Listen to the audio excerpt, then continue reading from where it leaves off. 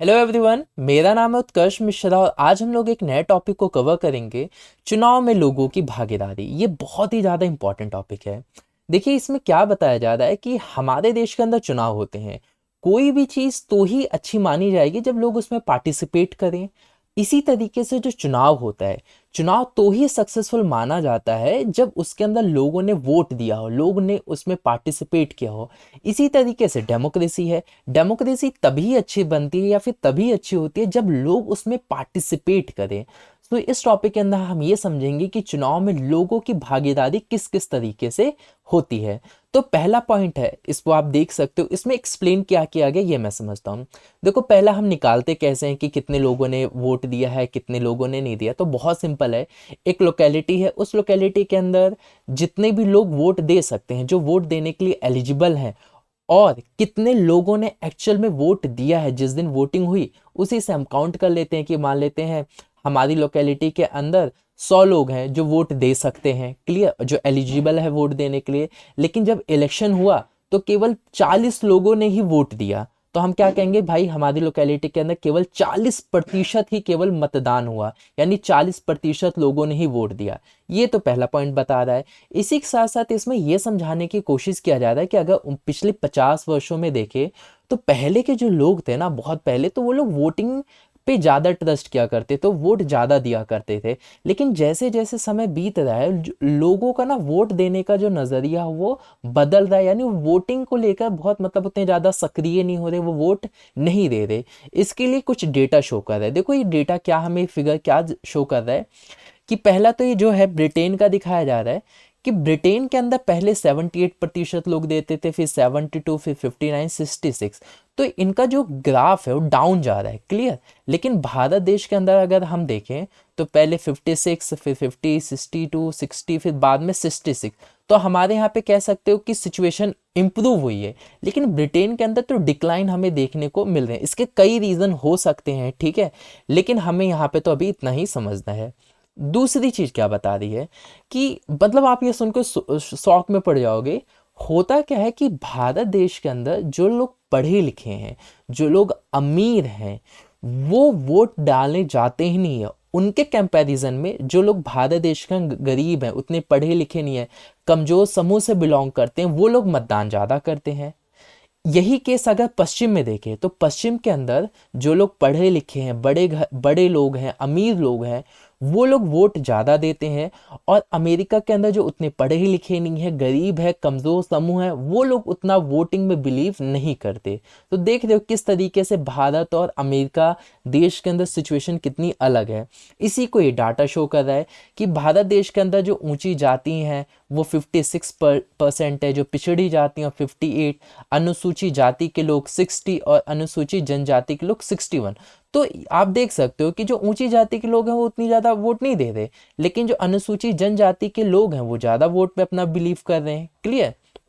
इसी तरीके से अमेरिका में देखें तो वहाँ पे गोरे लोग हैं वो कहीं ना कहीं बहुत ही ज़्यादा एक सही स्टेटस में है, क्लियर, और वो लोग ज़्यादा वोट दे रहे हैं। और जो अश्वेत है वो इन गोरों के कंपैरिजन में उनकी सिचुएशन वहाँ पे उतनी अच्छी नहीं है, मतलब वीक है, क्लियर। तो वो लोग वोट बहुत कम दे रहे हैं, तो यहाँ पे हमें देखने को मिलता है। इसी तरीके से हिस्पैनिक, जो स्पेनिश वहाँ पे बोलते हैं, वो ऐसे समूह, वो लोग भी क्या करते हैं कि वो लोग भी उतना वोट नहीं देते। तो हमें समझ में आ रहा है कि भारत देश के अंदर जो पढ़े लिखे लोग हैं वो वोट नहीं देते, अमेरिका के अंदर पढ़े लिखे वो लोग वोट ज़्यादा देते हैं, क्लियर, और इसी का वाइस वर्सा, ठीक है।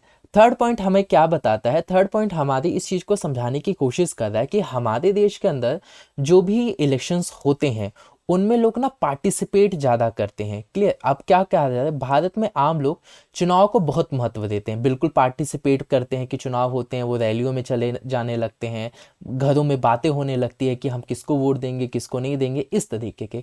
उन्हें लगता है कि चुनाव के जरिए वे राजनीतिक दलों पर अपने अनुकूल नीति और कार्यक्रमों के लिए दबाव बना सकते हैं, दबाव डाल सकते हैं। उनको लगता है कि अगर हम लोग उनसे इन्वॉल्व रहेंगे, उनके बारे में चर्चा करेंगे, उनके बारे में हम खबर रखेंगे, तो हम कहीं ना कहीं उन लीडर्स के ऊपर प्रेशर बना सकते हैं कि भाई तुमने काम क्यों नहीं किया, तुमने आपने प्रॉमिस किया था, आपने प्रॉमिस क्यों नहीं किया। इस तरीके से वो लोग इस चीज़ को समझते हैं, वो अपने वोट का महत्व समझते हैं कि जो वो वोट डाल रहे हैं वो उसका कितना बड़ा महत्व है। क्लियर। अब भारत देश के अंदर कुछ सर्वे किया गया है, क्वेश्चन ये है कि आपको लगता है कि आपके वोट से फर्क पड़ता है? तो कुछ लोग ऐसे थे जिनको 60% लोग ऐसे थे जो कहते थे भाई फर्क तो पड़ता है, हमारे वोट डालने से फर्क पड़ता है। 18% लोग थे जिनको कहते भाई हम वोट डालें या ना डालें हम कोई भी फर्क नहीं पड़ता। 15% ऐसे लोग हैं जिनको पता ही नहीं है कि उनके वोट डालने और ना डालने से कुछ फर्क पड़ता है या नहीं, कंफ्यूज वाले पर्सन है बहुत ज़्यादा। ठीक है। चौथा पॉइंट ये बताता है कि हमारे देश के अंदर हर साल चुनाव होते हैं, मतलब जब भी ये समय समय पे जब भी चुनाव करवाए जाते हैं तो जो लोग हैं ना उनकी सक्रियता बढ़ रही है। मतलब वो लोग जो लोग हैं वो इलेक्शंस में ज़्यादा पार्टिसिपेट कर रहे हैं, पॉलिटिकल पार्टीज़ के बारे में ज़्यादा से ज़्यादा जानकारी, पॉलिटिकल कैंडिडेट्स के बारे में ज़्यादा से ज़्यादा जानकारी वो कलेक्ट कर रहे हैं। तो इसमें 2004 के चुनाव में क्या बताया जा रहा है कि 1/3 से ज़्यादा मतदाताओं ने चुनाव अभियान वाली गतिविधियों में किसी न किसी तरह से भागीदारी की। मतलब या तो रैलियों में गए या तो मीटिंग्स में गए, मीटिंग में बैठे, कहीं ना मतलब किसी ना किसी वे में उन्होंने क्या किया, चुनाव के अंदर जो गतिविधियां हो रही थी, अभियान चलाए जा रहे थे, उनमें उन्होंने पार्टिसिपेट किया। क्लियर। अब आगे बताया जा रहा है कि आधे से ज्यादा लोग किसी न किसी दल के नजदीक बताया गया, कि मतलब किसी न किसी पॉलिटिकल पार्टी के ज्यादा करीब देखा गया। और प्रत्येक 7 मतदाताओं में से एक व्यक्ति है वो किसी न किसी राजनीतिक दल का सदस्य था। देश के अंदर जो भी पॉलिटिकल पार्टीज है उनसे उसका रिलेशन काफी ज्यादा स्ट्रांग था। क्लियर। ये डेटा भी इसी चीज को शो करता है कि 1996 में लोग कितना मतलब इन गतिविधियों पे पार्टिसिपेट करते थे, रैलियों में कितना निकलते थे, इस तरीके की चीजें। तो 1996 में 8, फिर 13, फिर 21, फिर 32। ठीक है। तो ओवर द ईयर्स हम ये समझ रहे हैं कि जो लोग हैं वो इलेक्शन कैंपेन या इलेक्शन की जो गतिविधियां होती हैं, इलेक्शंस के दौरान जो चीजें होती हैं उसमें ज़्यादा वो पार्टिसिपेट कर रहे हैं। सो ये टॉपिक तो यहीं कवर होता है।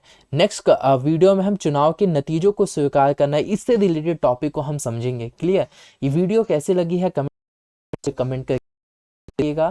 3 चीजों में से 2 चीज करना बिल्कुल मत भूलिएगा, लाइक कमेंट एंड शेयर। जो भी आपको ठीक लगता है वो करिएगा, कोई भी 2 चीज, लाइक कमेंट शेयर में से जो 2 चीजें आपको बहुत अच्छी लगती है, तीनों अच्छी लगती है तो तीनों कर डालो। ठीक है। मिलते हैं आप लोगों से नेक्स्ट वीडियो में, नेक्स्ट वीडियो भी जरूर देखिएगा।